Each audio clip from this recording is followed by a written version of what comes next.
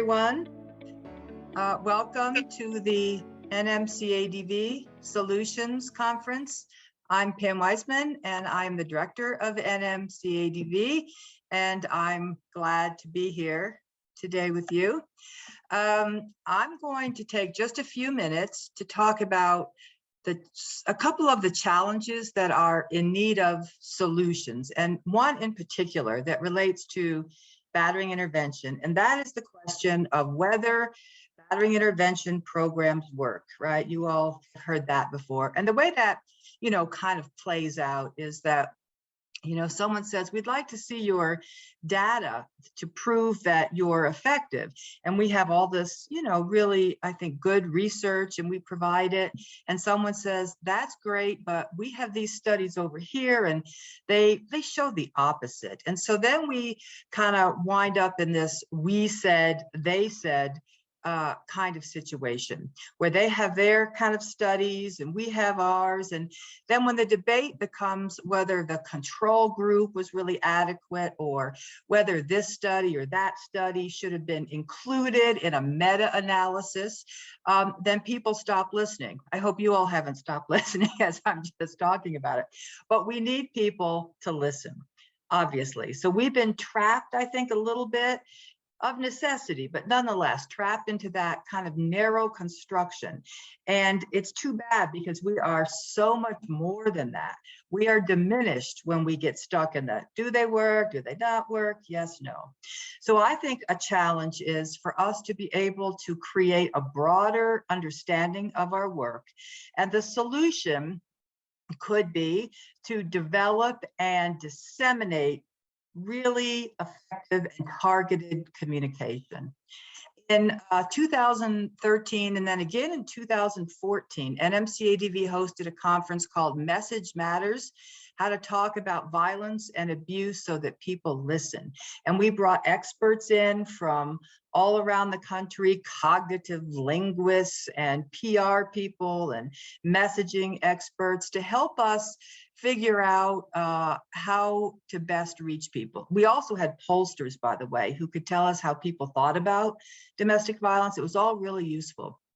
And I think we could do that again. I think we should do that again. And maybe with a specific purpose in mind, such as how to talk about what we do in a way that goes beyond just whether it works or it doesn't. Some years ago, I was at a conference and there was somebody specializing in communication, and she said, listen, people, if you want to persuade people to support your cause, you have to talk like a normal person. Now, I, concede that that's probably somewhat offensive to people. What is a normal person, after all? So I kind of think of it not in terms of talking like a normal person, but more about what is the right message to the right group, the right message to the right audience. I don't think that communication is just kind of an aside. Oh, by the way, we should tell people about this thing we're doing. I think it's central. I think when we're planning what we're going to do and how we're going to do it, we should always be thinking about how are we going to communicate with our various audiences about that. So today we're going to learn more about coordinated community responses, about the child welfare system and domestic violence. We'll hear about battering intervention program models and accountability, both in, and this is important, outside of the criminal justice system. And as we do that, I'm going to be listening kind of a sort of a parallel track on not just, educating myself about this, and as you all will be also, but how those ideas might be made accessible to more people. So whether it's a Rotary Club or, a congressional committee, funders, the courts, people who commit domestic violence themselves, survivors, whatever it is, how do we reach them. So I think the solution is to get really good at talking about what we do outside of that narrow frame. And that doesn't mean that we don't care anymore whether our programs are effective. Clearly we do, that's why we do it. But we just need to be able to step outside and beyond that. What we know in the domestic violence field is extensive and it's timely, because what we know lots of people now care about, but it's also complex and it's hard to communicate.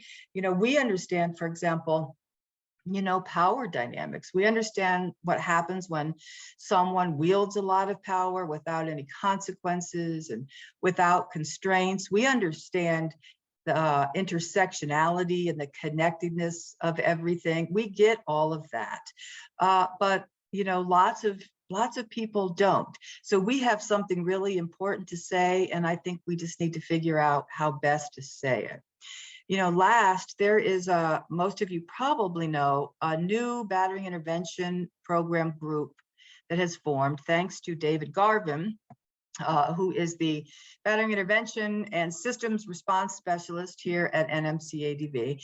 And that new group, made up of really unbelievably experienced people with lots of expertise, has given us now, I think, an opening that maybe we didn't have before. And that opening is a chance to broadly and effectively communicate what we do and to do it with clout. And I think it's really an exciting time to be a part of this effort. And I think want to thank you for letting me talk about one possible challenge and one possible solution from my perspective. And I look forward to what this group and what the whole might do going forward to kind of give us more of a chance to speak with, a powerful voice about what we do. So at this point, thank you. You're going to next be going into a session with our friend and extraordinary researcher at Dione. And I hope you all have a great conference. Thanks for being here.